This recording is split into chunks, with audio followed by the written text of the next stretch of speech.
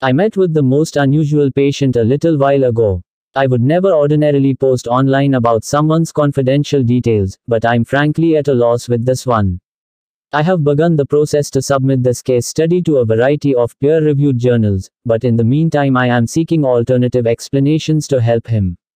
Since I'm telling the story anyway, I suppose there's no use denying it, I could also use some help myself. I earned my MD at Johns Hopkins School of Medicine with an additional 4 years residency at the Baltimore Bethesda Fellowship.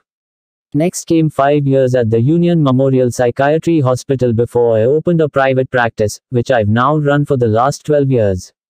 I have encountered everything from a blind synesthetic who can still see visuals through sound, a schizophrenic who tried to kill herself right in my office, and an obsessive-compulsive who tightened his shoelaces so relentlessly that both feet lost circulation and had to be amputated. I thought I had pretty much seen it all until this latest patient.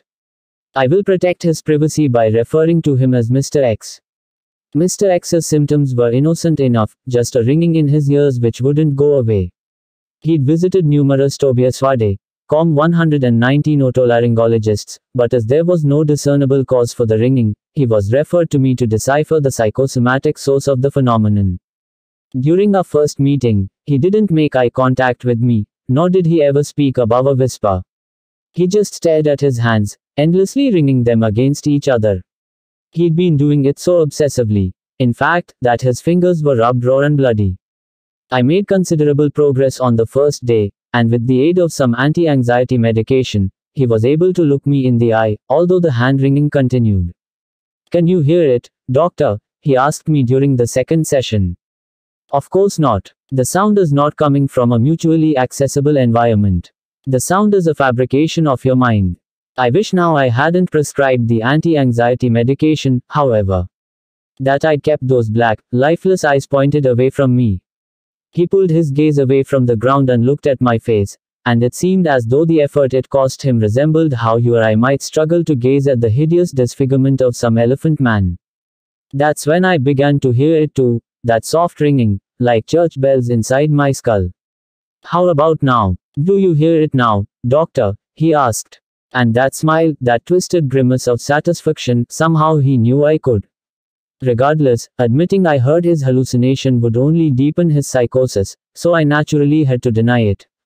I terminated the session early and prescribed some antipsychotics, even taking some for myself. By the time I got home, the ringing was gone. 51 sleepless nights, 120 in our third session, the ringing started again as soon as he entered the room. The pitch wasn't consistent like it was before though, it rose and fell with melodic rhythm like a whole orchestra was welling up inside of me. Mr. X just stared and grinned. I don't think he even cared about getting better anymore. He was just relieved at not being the only one to hear it. He wasn't very responsive that session, all he would do was hum along to the music inside my head. I terminated early again, and he went home without complaint. As he was leaving, my secretary asked me where those strange bells were coming from. I increased the dosage, prescribing some to myself and my secretary as well. The phantom sounds went away again, but the moment Mr. X was back in the room with me, the music would swell up. My racing heart pushed blood through my veins in rhythm with the beat, and my head would throb from the intensity of those notes reverberating around my brain. I'd started wringing my hands too, just as something to distract myself from the noise.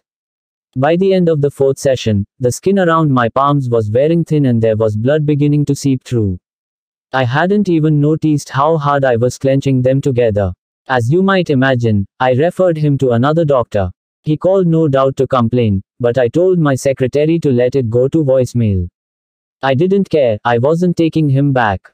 And if that were the end of it, then I would have simply hung up my coat and retired that day, but the sound hasn't left me. If anything, it's growing louder, and I had even begun to hear a choir join in with the orchestra. My secretary didn't come into work today. I'm here all alone, at wit's end what to do. I've tried every cocktail of medication Tobias Wade, COM 121 can think of, but it's only left me feeling worn out and hollow. The sound is still there. I didn't want to be alone here, but somehow my office is the only place I felt safe.